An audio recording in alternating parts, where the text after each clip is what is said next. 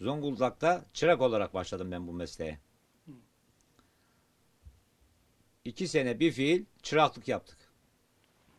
Mesleği öğrenmek için ustalarımızdan devamlı talim görerek 2 sene bir fiil çalıştık.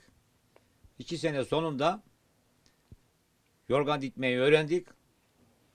Kalfa olduğunuz dediler bize. Memlekete Trabzon'a tekrar geri gönderdiler. Tekrar oradan geri dönüp tekrar Zonguldak'a gittik. Oralarda çalıştık. Trabzon'da çalıştık. Rize'de çalıştık. 85'te Bursa'ya geldik. 85'ten beri de Bursa'dayız. 85'ten beri de Bursa'da esnaf olarak bu işi yapıyoruz.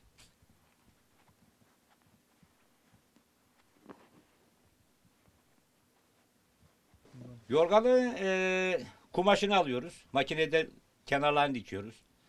Pamuk makinemiz var. Pamuğunu tarıyoruz. Doldurup sopalıyoruz. Telleyip tezgaha getiriyoruz. Dikmeye başlıyoruz.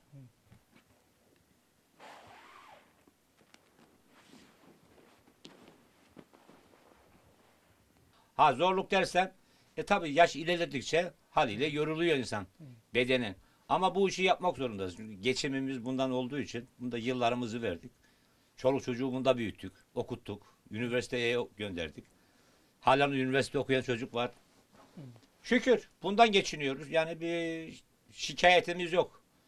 Yani mesleği severek yapıyoruz.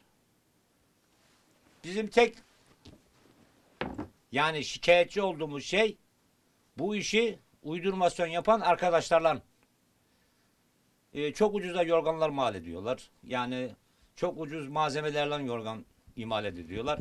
Bu sefer bizim yapmış olduğumuz birinci kalite yorganı kötülemiş oluyor.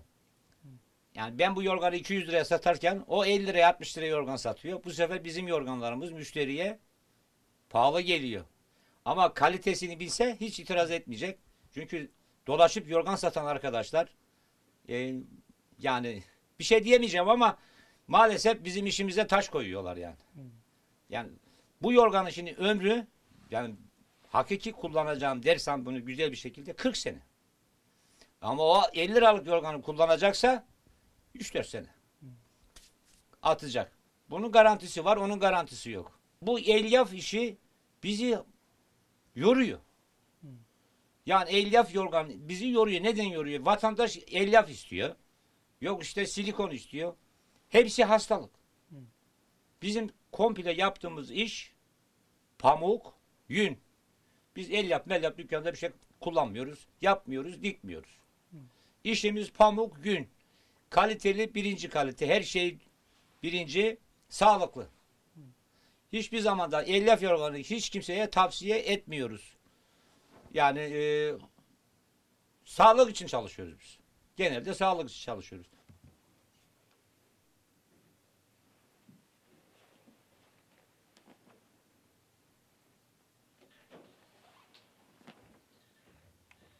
Eskisine dönüş var zaten şu anda. Rağbet görüyor ama yetişen eleman olmadığı için iş çıkaramıyoruz. Yetişen çırağımız yok.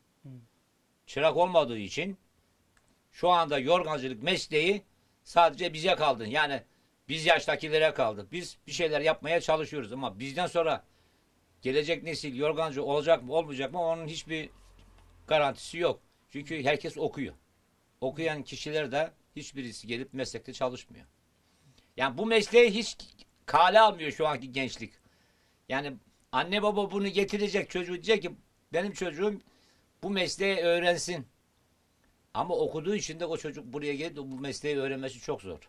Çünkü bu işte devamlı çalışması lazım ki bu işi öğrenmesi lazım. Yani öyle yaz tatiline gelecek 1-2 ay çalışıp da bu mesleği öğrenmesi mümkün değil. Baştan sağma bir meslek değil çünkü yani. Oturacak ustadan detaylı bir şekilde bilgi alacak, talim görecek. Ancak o şekilde usta olmaya çalışacak. Yani yaz tatillerinden gelen öğrenci bizde hiçbir şey öğrenemez. Öğrense bile yani seneye unutur onu bir şey yapamaz yine. Yine tekrar sıfırdan başlar. Onun için yani